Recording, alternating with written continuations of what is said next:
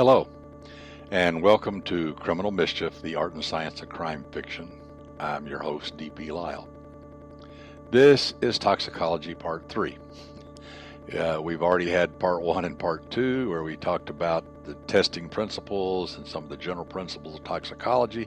This time I want to get into some common drugs and poisons and toxins and stuff. Oh my. I know that crime writers love poisons. They even invade the cozy world quite frequently, as with arsenic and old lace and stuff like that. But poisons are an integral part of crime fiction. So let's just look at some of the common ones and kind of learn a little bit about how they work and how they're used and how they create mischief. Let's just start with alcohol, which is by far the most common. Now, ethanol, all alcohols are basically derived from fermentation of sugars of various types. But ethanol is the drinking alcohol, and methanol is wood alcohol or denatured alcohol, and isopropyl alcohol is rubbing alcohol. They're all toxic. They all do different things. Ethanol is by far the most common. It's the most commonly abused drug. DUIs, crop up all the time. Accidents where people are drunk and driving. College kids who overdose on alcohol and die. It happens all the time.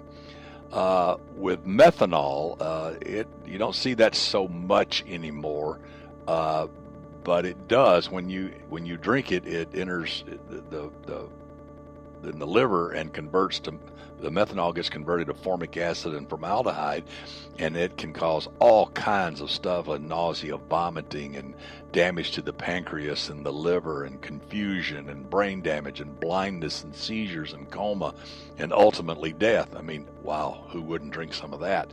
And then isopropyl alcohol also causes acidosis, which is a collection of acid within the blood. And you can have slurred speech and a staggering gait and poor coordination and nausea and vomiting and abdominal pain and sweating and fall into a coma and die.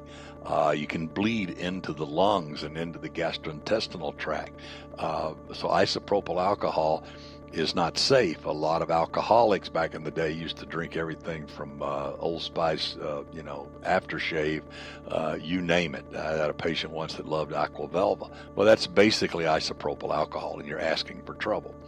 Interesting, it used to be when babies had fevers, and they would give them the water bath to lower their temperature, they'd add isopropyl alcohol. Well, that can get in a baby because the skin is different than adult skin. The alcohol can get absorbed into the system, and you can really get into trouble that way. I want to talk something else about alcohol that I think is important. You wonder how these kids, overdose, and it's really simple. Alcohol, when someone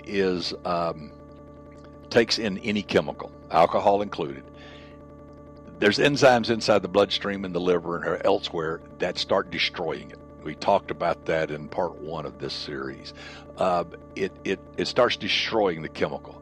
And often it's dose related, meaning that if you take a large dose, this system is revved up more and more enzymes and more things come in to destroy this thing. So if you take a small dose, it only recruits a little bit of this thing. It's kind of like calling up the amount of army that you need. Well, alcohol is not that way. Alcohol is metabolized in what we call a linear fashion.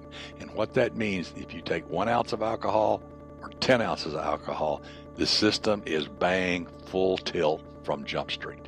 It runs at the top of the RPM meter from the beginning. In other words, there's no headroom. It does all it can do right up front, and it never can up its game. So in other words, if you drink more alcohol, the system cannot get rid of it any faster. So what happens? As you drink a lot of alcohol, you get intoxicated, you keep drinking, and then they go put old Joe to bed, say, well, he'll sleep it off and he'll be fine in the morning. But unfortunately, Joe's found dead in the morning because what happened is this linear metabolism has been going on, but he's been absorbing the alcohol in his stomach faster than it can get rid of it, and it accumulates and accumulates and accumulates and finally accumulates enough that he stops breathing and dies. This happens in binge drinking all the time, and it has to do with the way alcohol is metabolized. Also in the news lately are the CNS depressants, we call them. They're the downers. They're the ones that make you sleepy and lethargy, particularly the opiates. Opiate deaths are huge news now, and for all the proper reasons. Now, opiates are divided into three categories: natural, semi-synthetic, and synthetic. The natural opiates come directly from the poppy, and the poppy produces morphine and codeine, and those are narcotics. Codeine's used in a lot of cough preparations. Obviously, morphine is an analgesic and sedative. It's also a highly abused drug.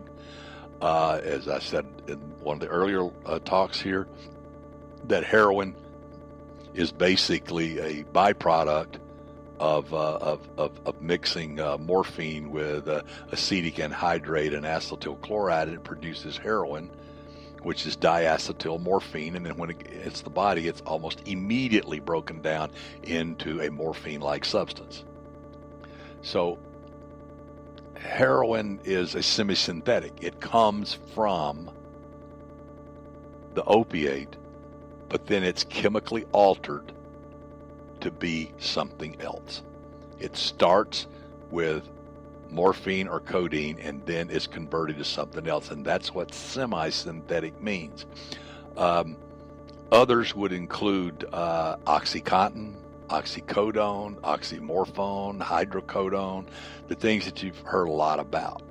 Now, synthetic opiates are constructed completely in the lab. They don't start with a natural opiate base. They're constructed in the lab. Methadone is the best known of this class, and obviously it's used in treating heroin addiction. You addict the person to methadone and get them off the addiction to heroin, so you trade one addiction for the other. Others are Demerol and fentanyl. Barbiturates are derived from barbituric acid, and they're known as hypnotics. In other words, sleeping pills. They're also they're like phenobarbital and secobarbital, and they also can be used as phenobarbital in particular can use as seizure control in people with epilepsy. But all of these drugs, alcohol, the opiates, and the barbiturates, even the benzodiazepines, Valium and Xanax, that are a little bit safer but not all that much, particularly when they're mixed. All of these drugs are sedatives. They're downers. They're CNS depressants. And what that means, CNS means central nervous system. And they work on the brainstem, which is where the respiratory center is. And if enough is taken, like the college kid that drinks too much alcohol, this area is depressed, and the next thing you know, they stop breathing and they die, and they're found dead the next morning. Then there's the CNS stimulants, the things that rev up the system. One of the principles of most of these things is what's called tachyphylaxis. What that means is that as you use it, its effects diminish. You get used to it, if it will. So you have to increase the dose. This is very common with amphetamines and cocaine and stuff like that. And by far of the stimulant drugs that are out there, the most common are the amphetamines and cocaine. Amphetamines are also sympathomimetics. What that means is they mimic the sympathetic side of the nervous system. This is your fight or flight system. So in other words, they rev up your attention, they make you nervous, they make you sweat, they increase your blood pressure, they rev up your heart rate. In other words, they get you ready to run from the bear or fight the bear. But obviously this is artificial because, well, there's no bear. They also give you a sense of euphoria and high energy, and this is why they're so addictive. But with tachyphylaxis, you got to use more and more and more. Cocaine is classic in this. Now, it has caused seizures and strokes and heart attacks and deaths that are too numerous to mention.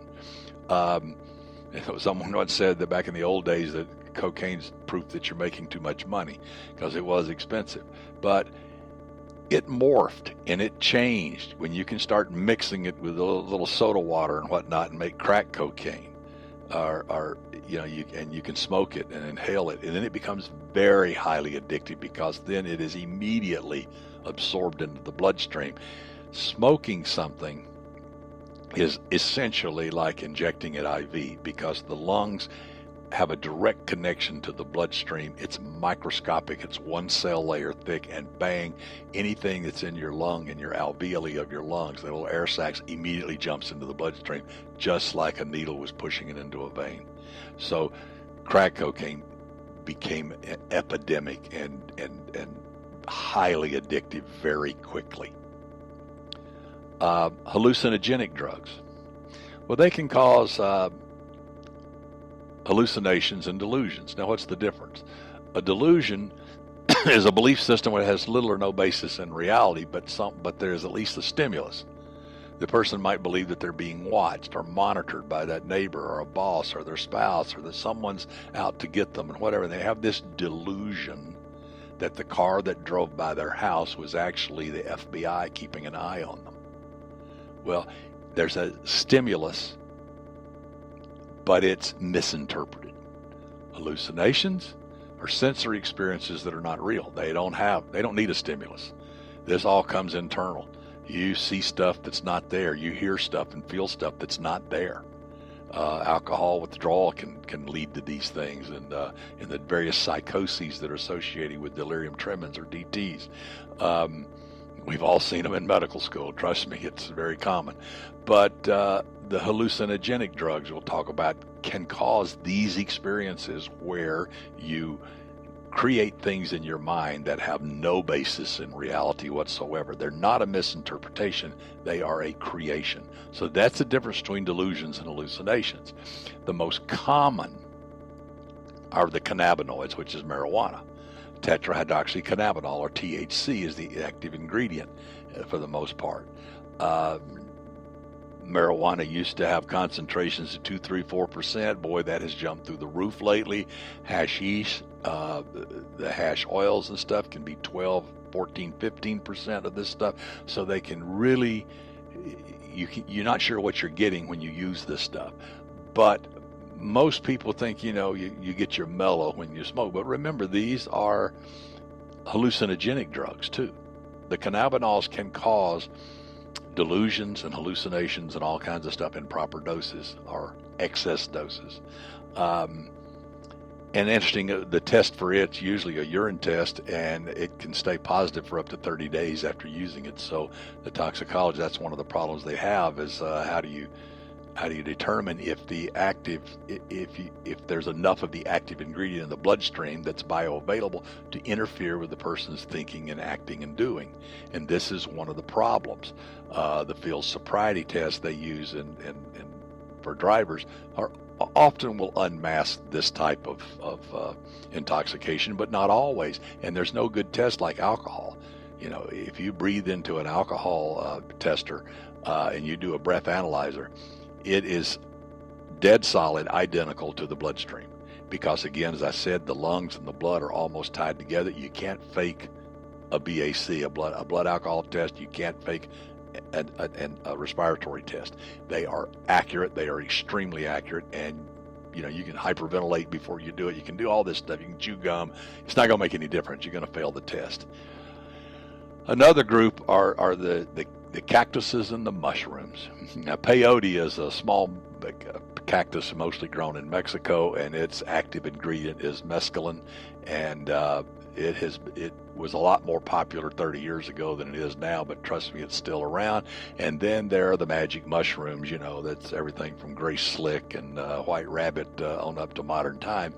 And psilocybin is the active ingredient there. Psilocin and psilocybin, and they're called psychedelic or psilocybin mushrooms, and they are hallucinogenic, and people can get really, really, really wild hallucinations on this. See Alice in Wonderland or listen to White Rabbit. LSD, obviously lysergic acid diethylamide, LSD, and phencyclidine, PCP, or angel dust.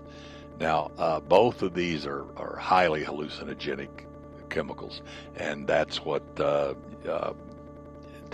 were used for in the 60s and 70s.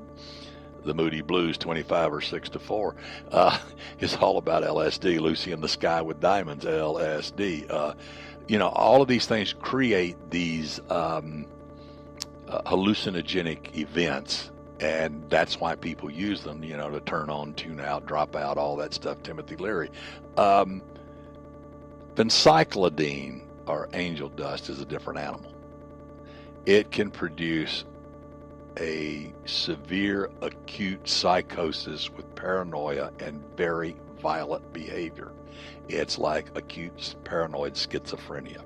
It is, when I would see patients with this back in particularly the 70s, I never thought I'd see a drug as bad as this until, of course, methamphetamine came along. But these people are out of control. They're usually brought in after getting beat up by the police because, well, they have attacked the police with a 2x4 or something, seen it more than once. And they come in completely out of their minds, completely uncontrollable, shackled hand and foot, still spitting and biting and cursing and kicking and yelling and I mean, completely crazy. And one of the interesting things about this is that acute schizophrenics, one of the drugs that was used for many years to settle them, to make them controllable, to get them off the ceiling, as it were, was Thorazine. Now, if I gave you an injection of 10 milligrams of Thorazine, you might not wake up for 2 days. You might not wake up at all. It could kill you, just 10 milligrams. These people require 200 to 250 milligrams to bring them back to earth. So there's something really different in the biochemistry of acute paranoid schizophrenics. Well, guess what? PCP people require the same amounts. 10 milligrams won't touch them. So it becomes very treacherous treating these people. You can also over-sedate them, and they can hurt themselves, and they can for sure hurt you. So PCP was a very dangerous drug. I'm glad it's not around so much anymore, but it's still out there. And lastly, we come to a class of drugs in this category that are psychoactive drugs that are collectively called the date rape drugs. And these are very, very, very treacherous. I get asked these questions all the time: is how does a person control another person? How do they, how does the bad guy take the person they want to abuse and get them away from everybody else? Well, you can use opiates and alcohol and all that, but then you got to throw them over your shoulder and carry them out, and that typically attracts some attention. Well, with these drugs, you don't have to do that. You slip it in somebody's drink. It's tasteless, odorless for the most part. They drink it. They're happy. They're giddy. Maybe, their friends think they're a little intoxicated. They met this cool guy like Andrew Luster, and they go off to his place, and the next thing you know, they're raped or murdered or both. And it's because these drugs absolutely erase memory, and they make the person very suggestible. They will, oh, sure, let's go do that. Sure, yeah, okay, fine. And their friends don't recognize the level of impairment that's going on. That's what makes them dangerous. Rohypnol was the most popular one for a long, long, long time. It's no longer manufactured or legally available, but it still is brought into the country. And they were called roofies and all of that. And you could slip a little bit in somebody's drink unknown to them, and the next thing you know, they walk out the door and they're never seen again. GHB, very commonly used for this thing. It's also one of the rave drugs, but it can make you very empathetic and very suggestible and very forgetful, like you don't record these data.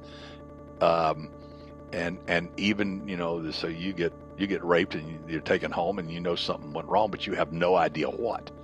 You have no details. You have no memory for it at all, because memories aren't formed under these drugs. Ecstasy, same way.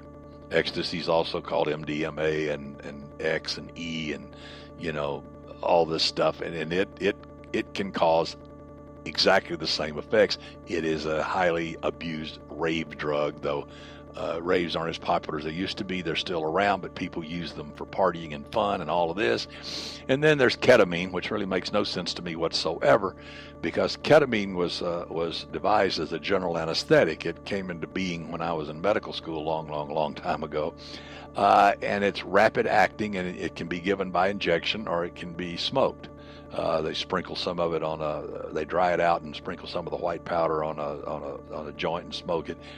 Obviously, it's a general anesthetic, so it can kill you. It can absolutely make you stop breathing and drop your blood pressure and kill you from asphyxia, just like heroin and morphine and all that can. It is a general anesthetic. But it also does something else. It causes a lot like PCP can do this also. It causes what's called a dissociative effects, which means that the person dissociates from reality in some fashion. They call it going into a K-hole. But it's often the person will sense themselves floating above what's going on and watching everything that's going on, including themselves.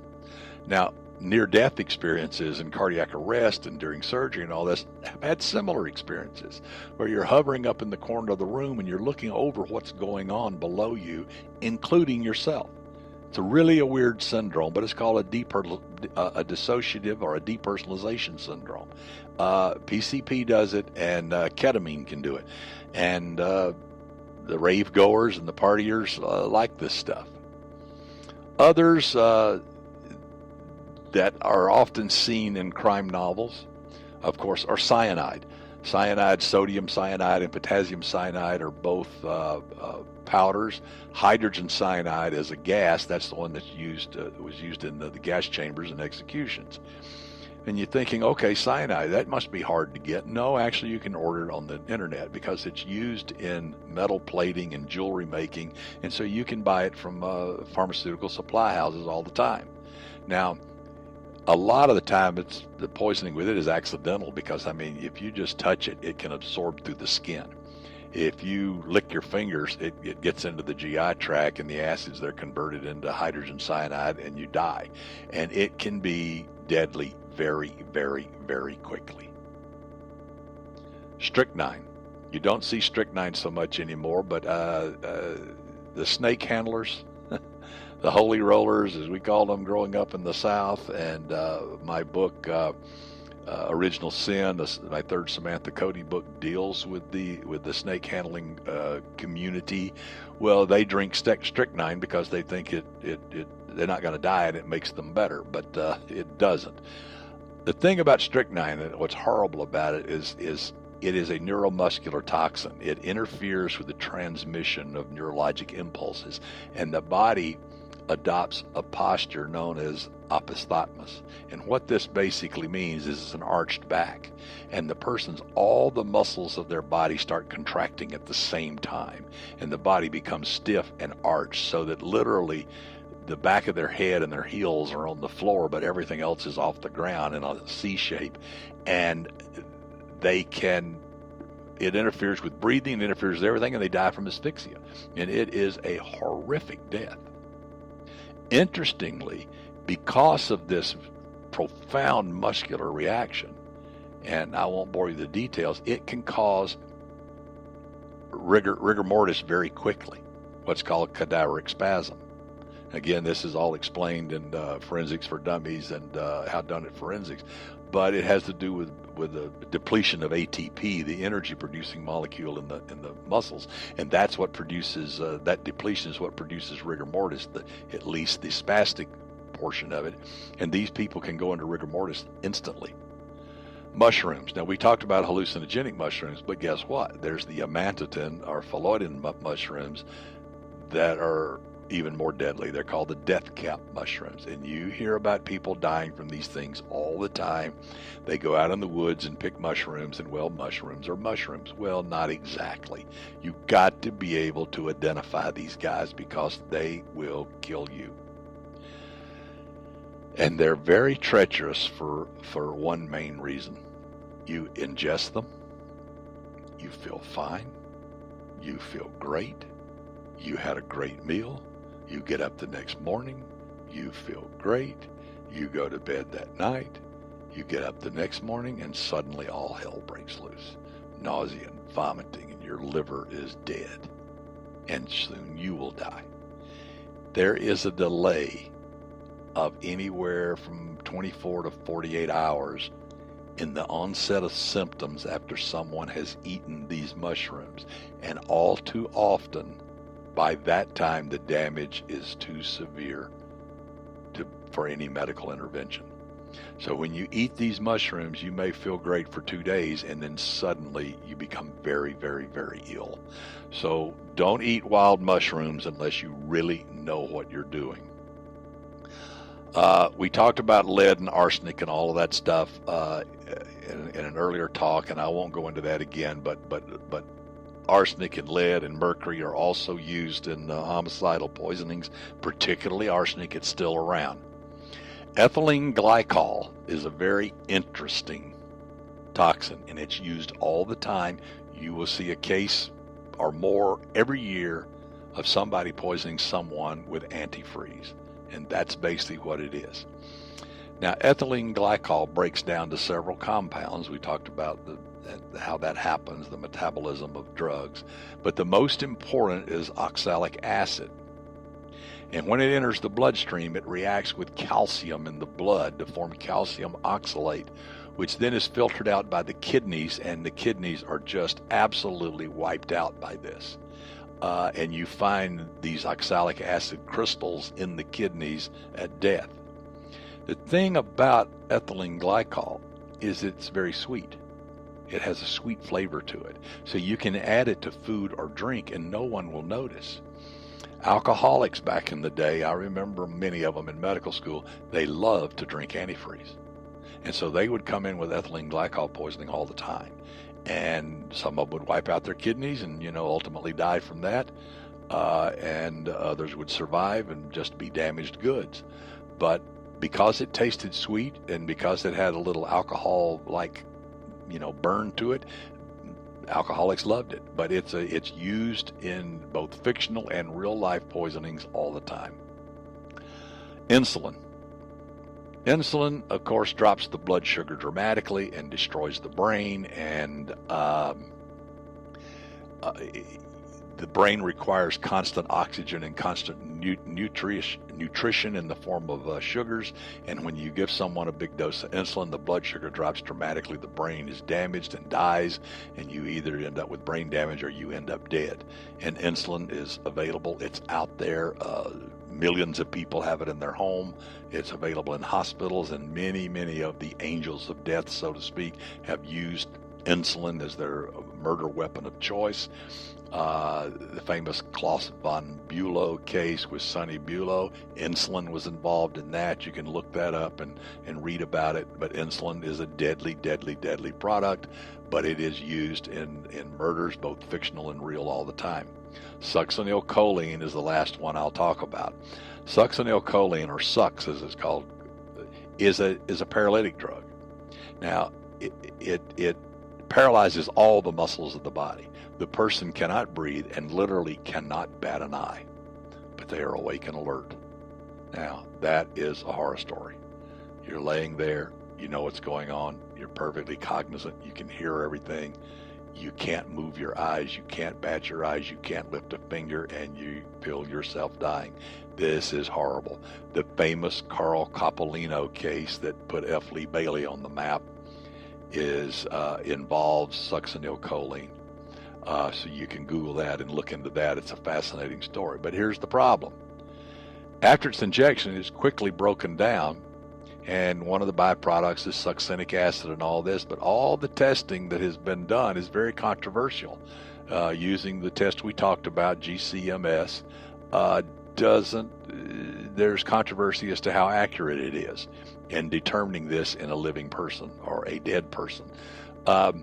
So succinylcholine is used in the hospital all the time. It's used in anesthesia to paralyze someone if someone has what's called status epilepticus, meaning that they're having seizures that absolutely will not stop or respond to medications. Sometimes you have to paralyze them and put them on a ventilator while you figure out why they're having the seizure. Is it a brain tumor? Is it infection? Is it trauma? Is it just an electrical problem that needs to be fixed? And you have to take control.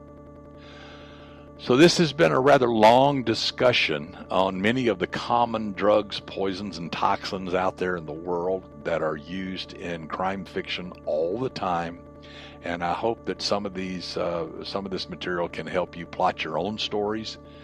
You can look each of these up, and as I said, Forensics for Dummies and How Done It Forensics has a whole chapter on all these things, basically, and if you want to read more about it. So this has been Criminal Mischief, the art and science of crime fiction, and your host, D.P. Lyle. So until next time.